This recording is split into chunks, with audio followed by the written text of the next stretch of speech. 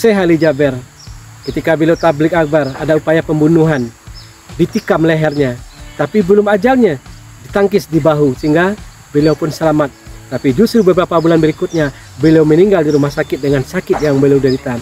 Beliau wafat bukan karena dibunuh, tapi karena sakit di rumah sakit. Itu asbab kematian beliau. Nah, Bapak Ibu Nusana Ambo dirahmati Allah SWT.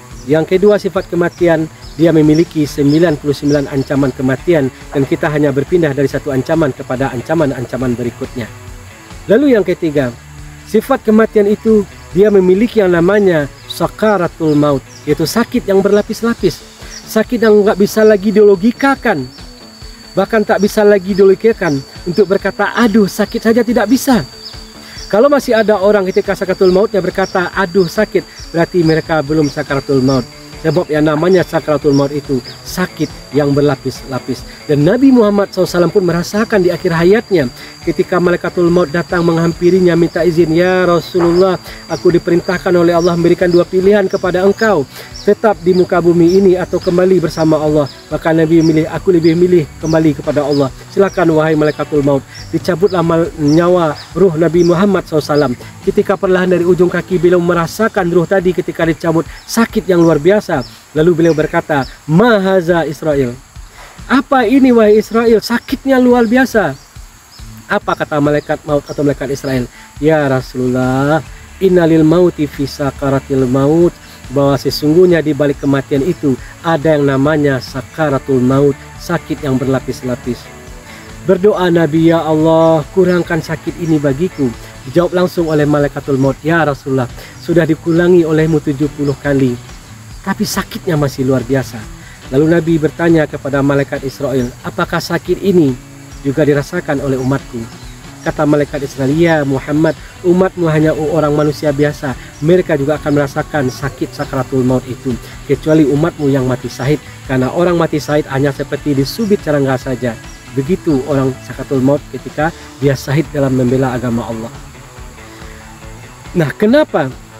Lalu setelah itu Rasul mengangkat tangan, ya Allah, timpakan sakit yang sesakit-sakitnya padaku hari ini, tapi jangan kepada umatku.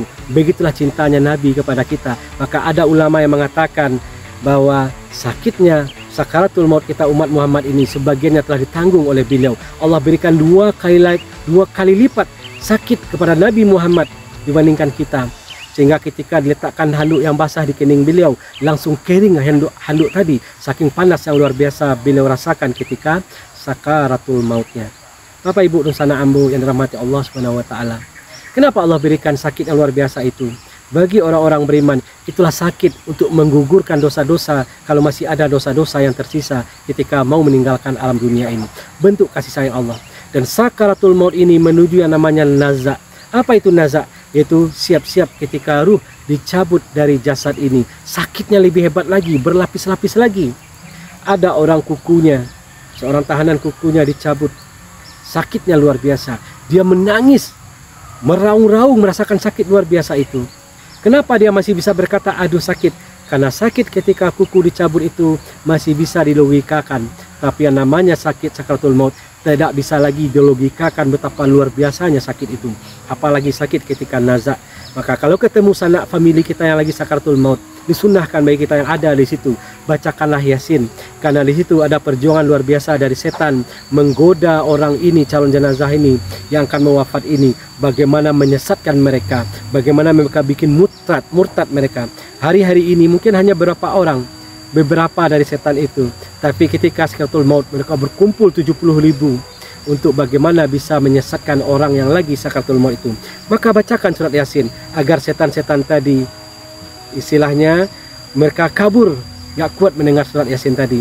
Lalu ketika nazak, nafas sudah satu-satu seperti orang yang tidurnya mengorok, ditalkinkan kalimat la ilaha illallah, dipegang tangan kanan di keningnya, lalu dibisikkan kalimat la ilaha illallah, dibisikkan di telinga kanannya.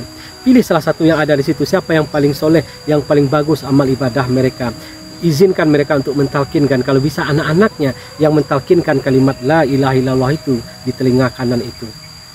Bapak Ibu Nusana Ambo dirahmati Allah SWT. Ternyata ada beberapa sebab yang membuat kita bisa berat sakaratul maut kita.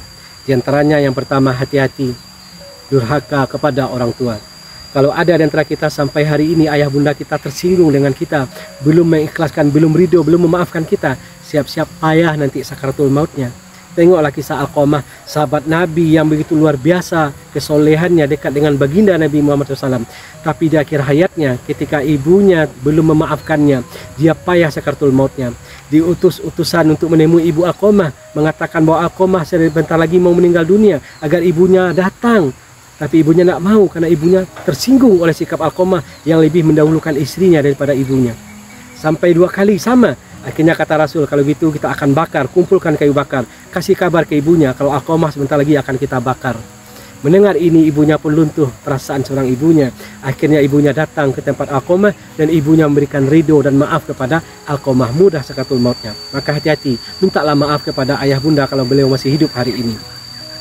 Kalau beliau sudah alam kubur, ziarahlah ke alam kubur mana. Mungkin setiap hari Jumat pagi seperti hari ini. Mungkin 1 kali sepekan, 1 kali sebulan. Karena hari ini betapa banyak orang-orang dalam barzah sana yang hanya dikunjungi terkadang 2 kali dalam setahun. Ketika Idul Fitri atau Idul Adha. Atau bahkan mereka ada yang bertahun-tahun tak pernah dikunjungi oleh sanak famili mereka. Padahal kerinduan, kebahagiaan yang sangat luar biasa orang-orang dalam barzah hari ini ialah ketika mereka dikunjungi oleh karib kerabat mereka atau oleh anak-anak mereka. Itu kebahagiaan yang luar biasa bagi mereka yang ada di alam kubur pada hari ini. Maka Bapak Ibu dan sanak amul rahmati Allah, durhaka ke orang tua bisa menyebabkan payah sakaratul maut. Berbuat syirik, dosa syirik kita bawa sampai mati. Ini juga bisa menyebabkan kita payah sakaratul mautnya. Lalu banyak kezoliman-kezoliman yang kita lakukan kepada banyak orang. Maka setiap temu kawan mintalah maaf, minta keriduan mereka, bersalaman, saling memaafkan. Kalau bisa sebelum tidur, ya Allah, saya ikhlas, saya ridho kepada siapapun yang menggibahi saya, yang menzolimi saya telah memaafkan ya Allah. Harapannya juga orang-orang yang belum sempat kita minta maaf kepada mereka, moga-moga mereka juga memaafkan kita. Ini yang ketiga, sifat dari kematian itu miliknya namanya sakaratul maut, sakit yang berlapis-lapis. Lalu yang keempat, sifat kematian itu berkaitan dengan rezeki. Tidaklah seseorang akan diwafatkan oleh Allah SWT kecuali Allah sempurnakan rezeki bagi mereka. Kalau rezeki mereka telah sempurna, maka Allah akan mewafatkan mereka dan malaikatul maut akan mencabut nyawa mereka. Sebuah kisah seorang ulama, beliau lagi keluar dari rumahnya berjalan-jalan, lalu dia mendengar suara orang minta tolong. Ketika beliau mendekati, ternyata ada orang dalam sumur yang minta tolong. Oleh ulama tadi dikeluarkan, dibantu. Setelah keluar orang ini agak tenang. Lalu orang ini minta segelas air karena dia haus. Dikasih oleh ulama tadi segelas air. Lalu ulama tadi bertanya, kenapa engkau bisa masuk ke dalam sumur itu? Akhirnya orang ini kembali menjelaskan kenapa dia bisa masuk ke dalam sumur itu. Dia mendekati sumur itu lagi, lalu terjatuh. Dan setelah itu meninggal dunia. Lalu ulama tadi pun menangis. Lalu apa katanya? Benar bahwa seseorang tidak akan diwafatkan sampai rezeki terakhirnya Allah sempurnakan. Dan rezeki terakhir orang ini adalah segelas air. Dan segelas air itu harus saya sendiri yang mengantarkan ke dia. Bapak Ibu dan sanak amul dirahmati Allah SWT. 3 kali dalam sehari malaikatul maut datang kepada kita membawa buku catatan rezeki kita. Kalau catatan rezeki kita masih ada, dia balik lagi. Kedua kali kalau masih ada, dia balik lagi. 3 kali masih ada, dia balik lagi. Setiap hari seperti itu. Sampai nanti dilihat catatan rezeki kita telah habis, maka atas perintah Allah, ketika Allah perintahkan untuk mencabut nyawa kita, maka dia pun mencabut nyawa kita. Maka didapati sanak famili mereka menangis. Apa kata Imam Hasan Al-Bisri? Ketika mereka mendapati, malaikatul maut mendapati karib kerabatnya menangis, maka malaikatul maut berkata, jangan salahkan saya hanya menjalankan perintah Allah. Orang ini jatah rezekinya, jatah rezeki udaranya, jatah rezeki minumnya, makannya, mata, anggota tubuhnya telah habis, maka aku cabut nyawanya. Dan kelak kalian semua juga yang ada di sini, ketika jatah rezeki kalian telah habis atas perintah Allah, aku juga akan mencabut nyawa kalian. Harusnya yang kalian tangisi hari ini bukan dia, tapi kalian. Apa yang telah kalian siapkan untuk menyambut kedatanganku ketika aku akan mencabut nyawa kalian. Bapak Ibu dan sanak amul dirahmati Allah SWT.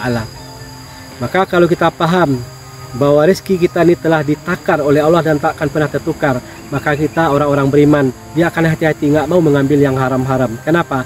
Allah telah menjamin rezeki kita. Kenapa kita harus mencari sesuatu yang haram, padahal yang halal sudah dijamin oleh Allah buat kita. Yang haram pun kalau belum bukan rezeki kita, akan Allah ambil lagi nantinya. Lalu yang kelima, sifat kematian itu adalah dia memiliki sifat kematian yang kelima, sedunia, seakhirat, hanya satu kali kita merasakan yang namanya sakaratul maut itu, kematian itu yang ada sakaratul mautnya.